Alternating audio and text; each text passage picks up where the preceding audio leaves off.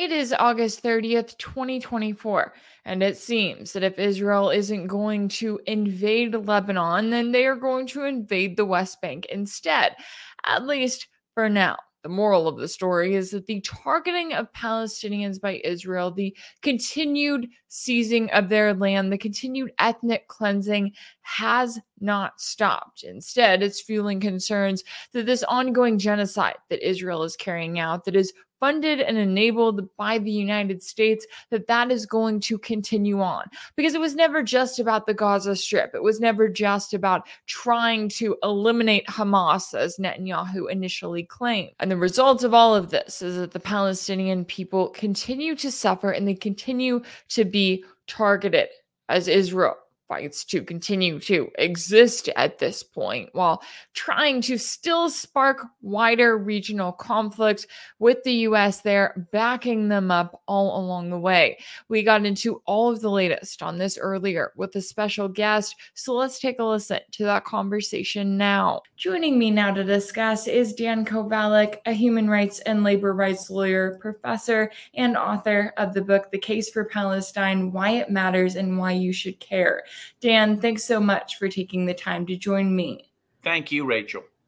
Now, I want to get your take on the latest here. Israel continued a third day of raids in the West Bank today after they claimed to have killed a Hamas commander there and, of course, left a dozen civilians dead as well. The New York Times is calling this a third front to Israel's war behind Gaza and the border with Lebanon. Is it likely that the targeting of the West Bank will continue to ramp up from here?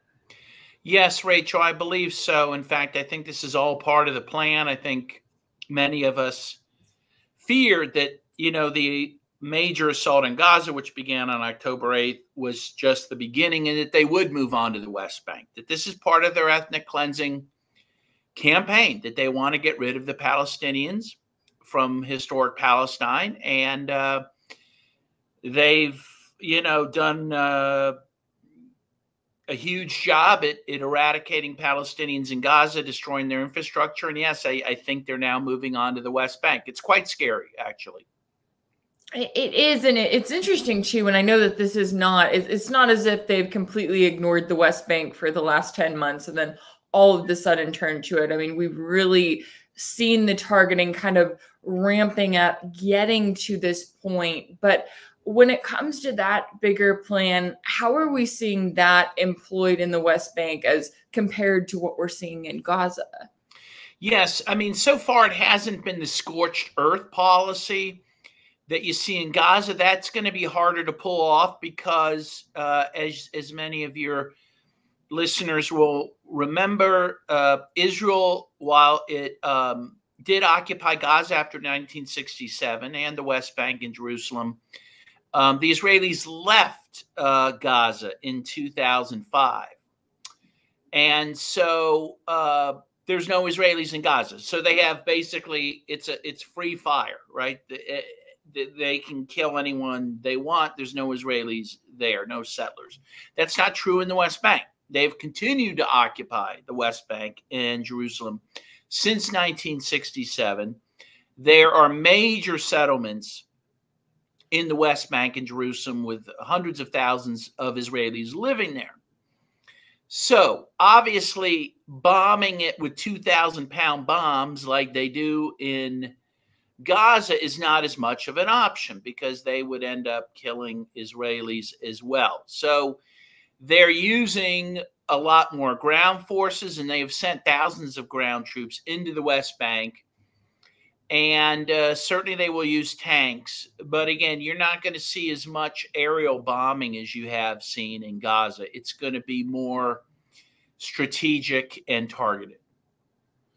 Yeah, and I think that that's good to keep in mind, especially, I mean, we've almost become so desensitized to the death toll in Gaza that you hear of, dozens of Palestinians being killed on a daily basis. And then you look at the West Bank and I'm reading the headlines going, oh, they only killed 9 Palestinians, right? And then I'm having to take a step back and go, this is the world that we live in where it has gotten so bad and the targeting of Palestinians has become so rampant that even just seeing that several were killed, it doesn't seem like a high number. When it comes, though, to Israel and the way that they're justifying the targeting of the West Bank, I mean, I know that we've seen that targeting for months, years now, really, with these settlements.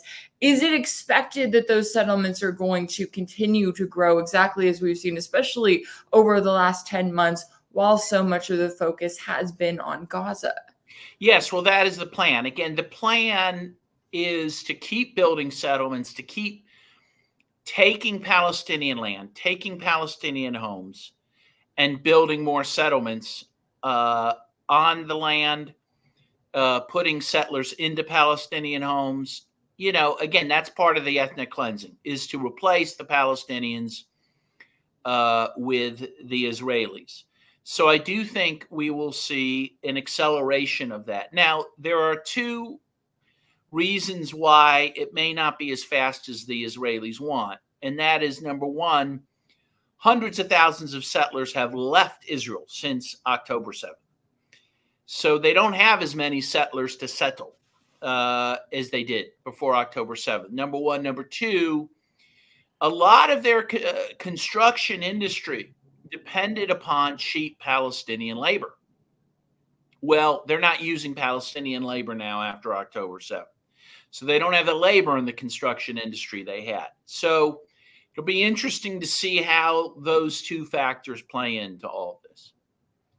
That is interesting. And yeah, thinking about it from, I guess, the perspective of the settlers who are involved there, you know, it may have been all fun and games to be involved with this project prior to October 7th, right? You think, oh, I'm going to take part in this. You don't think about the land that or the people whose land you're taking, rather. You just think about your own aims. But looking at the position that Israel is in right now, you know, they love to talk about their security, right? And that they need to defend themselves. They need to maintain their security. But as we're watching right now, I mean, when Israel is carrying out these targeted assassinations, targeting, you know, a Palestinian diplomat who's in Tehran, or they're bombing a suburb of Beirut, the result of that is that things aren't going to be more peaceful and they're not going to be more, quote unquote, secure. How are we seeing Israel, I guess, jeopardize their own security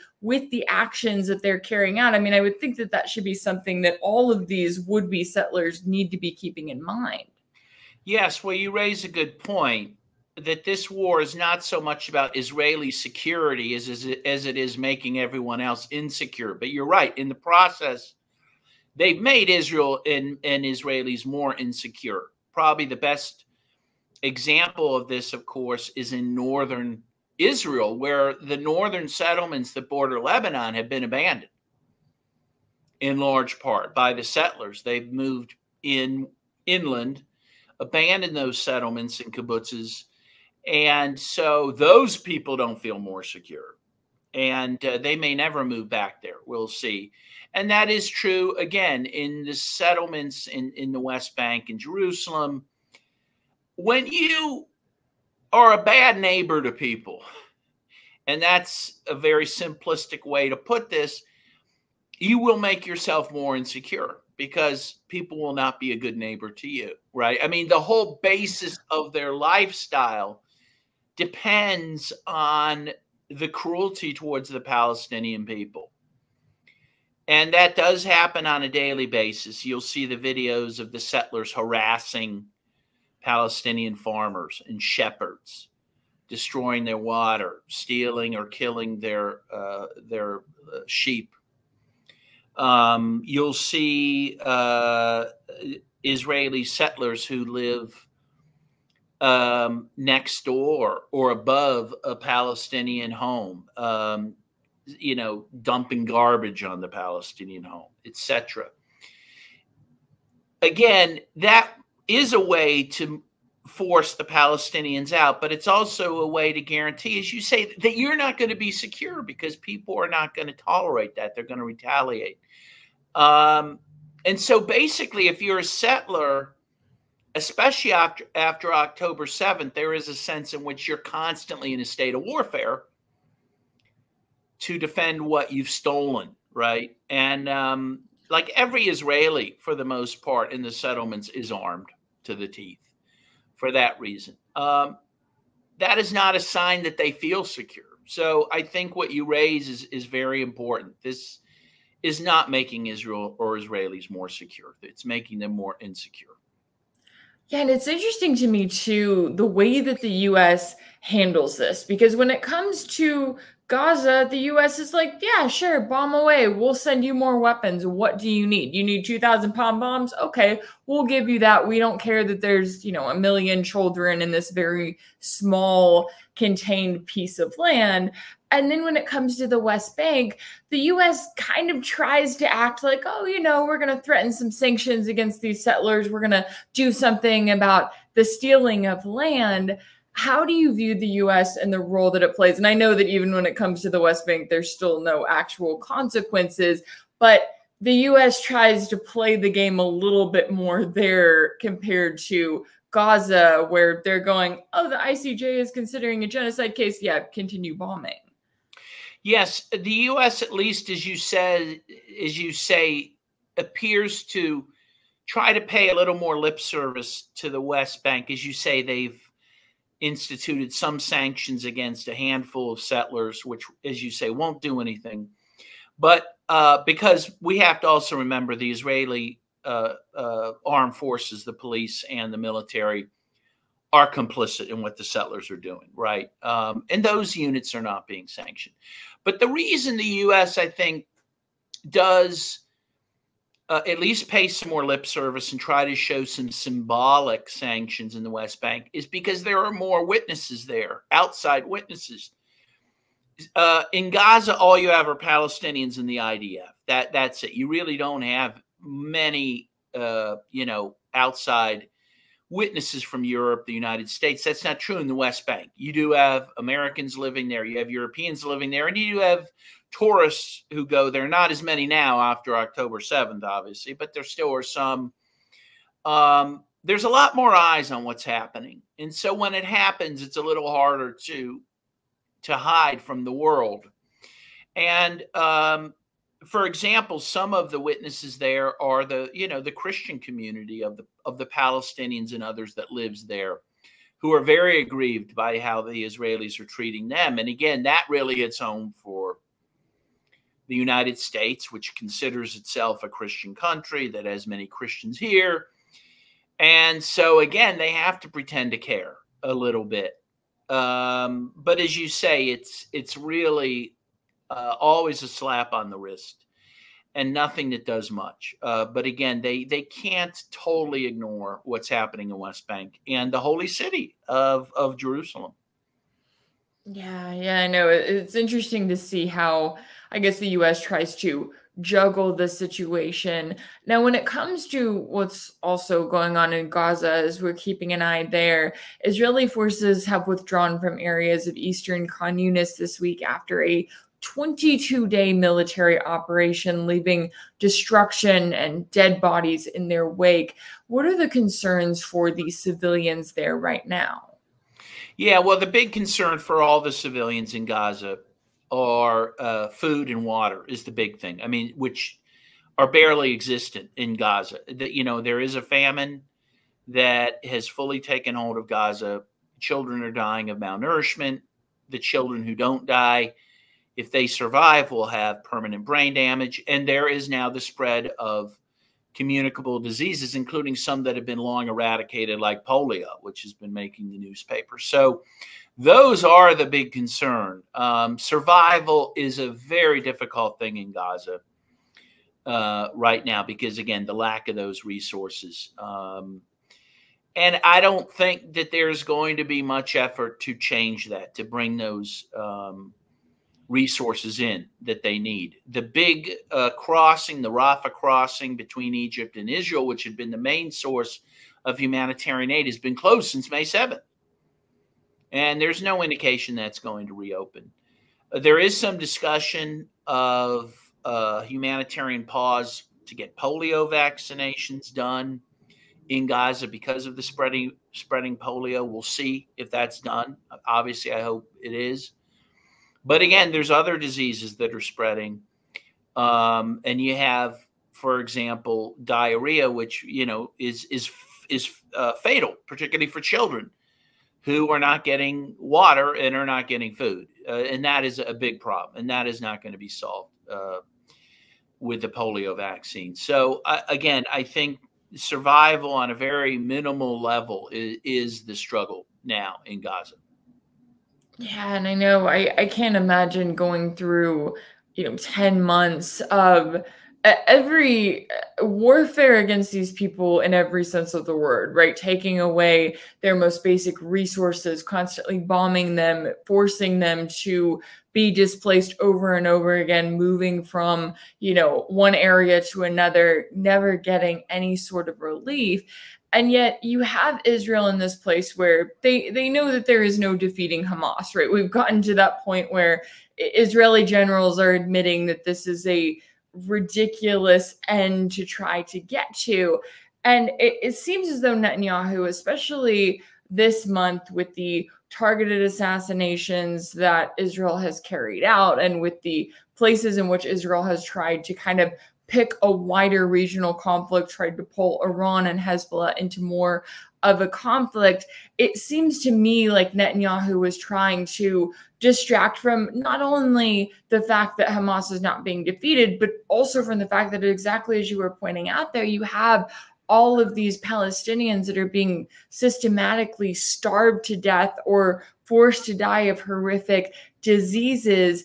How do you see the position that Israel is in, and really how much longer they can continue on with this in this direction, carrying out a full genocide in front of the world? Well, it's the big question, isn't it? Israel has defeated itself in many ways from this conflict, if you want to call it that, this turkey shoot in Gaza. They have lost much of the world's support. Much of the world, even in the West, they know that Israel, which claimed to have the most moral army in the world, really doesn't have a very moral army. They've lost diplomatic support. Their economy is in a shambles. Again, because they've lost so many people who fled, because they've had settlers in the north who were productive people, who farmed and contributed to the economy, who are now not doing that, and in fact are living off the dole elsewhere in Israel. They have lost a lot of troops due to death, due to wounding, and due to a lot of psychological fallout from what they have experienced and what they have done themselves in Gaza and elsewhere.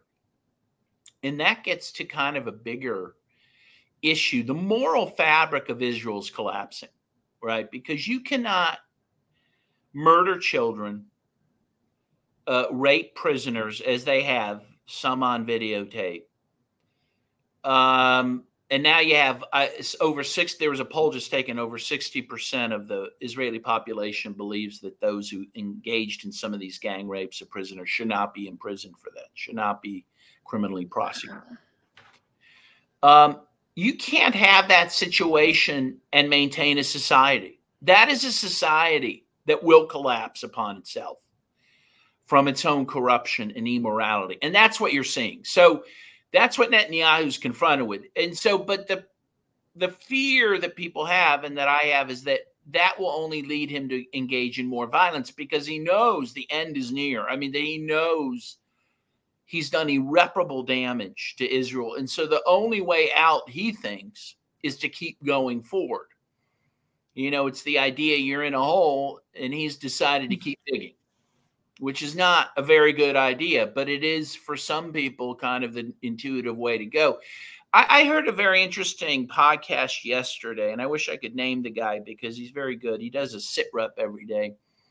And he thinks actually the invasion of the West Bank is in part a means to placate the Israeli population, because Netanyahu's decided he cannot do what he has threatened to do, and that's invade Lebanon, because he knows that would be fatal. So instead, he's decided, okay, well, we'll invade the West Bank instead, and that will satiate people's bloodlust and their desire for dominance and that sort of thing. But it may, in fact, be a sign of his weakness, because it may be a sign he knows he cannot attack Lebanon in the way he has wanted to, or attack Iran in the way he has wanted to. So I think Israel's in a very vulnerable position right now. That's an interesting point. I hadn't thought of it like that, but I know that, you know, even just this week, we saw Hezbollah carry out a major attack against Israel. You saw Israel with what it claimed was a preemptive strike attack against Hezbollah. You had that back and forth, and then it very quickly stopped there. And there have been a lot of questions about, hey, Iran still hasn't retaliated for the fact that you had Israel assassinate Palestinian diplomat and Hamas political chief Ismail Haniyeh while he was in Tehran there as a guest. Iran hasn't come in with their retaliation yet. And it did seem like when Israel was carrying out this, you know, string of attacks and assassinations within a matter of days at the beginning of this month, or I guess end of last month as well, they were in a position where it seemed like they were trying to push for some sort of a wider war. They, you know, got the U.S. to up its military presence in the region, to be ready and waiting for that retaliation, and it hasn't come yet. What are you keeping an eye on when it comes to Iran and what they could still do to retaliate against Israel for that attack? Yes. So first of all, it is very interesting that Iran has held off on an attack up till now. And we know in part they've done it to see if ceasefire talks could be fruitful. Iran's made it clear, Israel, if you make a deal, if you make peace in Gaza, we won't attack you. You know, that we just want peace in Gaza. We want the Gaza people in Gaza left alone, and we won't retaliate if you do that, which honestly, people should sit back and think about that for a moment when we see all the vilification of Iran that we've been fed for years and years and years. That's a pretty magnanimous position to take, right? So, but let's assume the ceasefire talks fall apart, which sadly I think they probably will. What can or what will Iran do? I mean, they have a couple choices. They have to do something at that point to retaliate. I mean, just out of self-respect and to show that, hey, if you do it again, we will retaliate. I mean, they have to show some ability to deter this sort of thing. They could do what Israel did, and that is assassinate one of their folks, right, in kind of a covert action, which would be tit for tat, but which would not probably lead to a greater conflagration, right? I don't know if they'll do that. That's a possibility. The other is to engage in some sort of pretty strong missile attack upon Israel, upon infrastructure, upon military targets. That is a very real possibility. I think Iran, though, is very reluctant to do that because they don't want a wider war. They don't want to be subject of a major attack by Israel and the United States. Maybe they could weather such a thing, but I mean, it would be destructive for their people, for their country. They don't want to do that. So we'll see. I think that whatever they do is going to be calculated to inflict enough pain on Israel to say, hey, we've retaliated, but not more than is necessary that would trigger a major retaliation and a major war. So we'll see how they do that, how they thread that needle. It'll be a difficult thing to do. Yeah, it seems almost too easy, right, for Iran to sit there and go, hey, look, if you stop bombing the Palestinians, we will also agree to peace with you. We can have peace all around. But exactly as you were pointing out earlier, I mean, Netanyahu, his government, many of the people in Israel, they don't want peace. They don't want an end to this continued attempted expansion and this continued ethnic cleansing all around. Certainly a lot at stake here, and I appreciate you taking the time to join me today to break down the latest here. Dan Kovalik, a human rights and labor rights lawyer, professor, and author, thank you so much for your time and insight. Thank you, Rachel. I'm a big fan. Thanks for having me. Appreciate it. If anything in this video resonated with you, be sure to like it, share it with your friends, leave a comment, and as always, don't forget to subscribe. And if you want to keep up with all of my work, make sure that you're subscribed to my page on Substack. That's rachelblevins.substack.com. If you want to support my work, you can also check out my page on Patreon. That's patreon.com/rachelblevins. That's where you can sign up as a monthly paid subscriber and join the community there. As always, thank you all so much for all of your support, and I'll see you next time.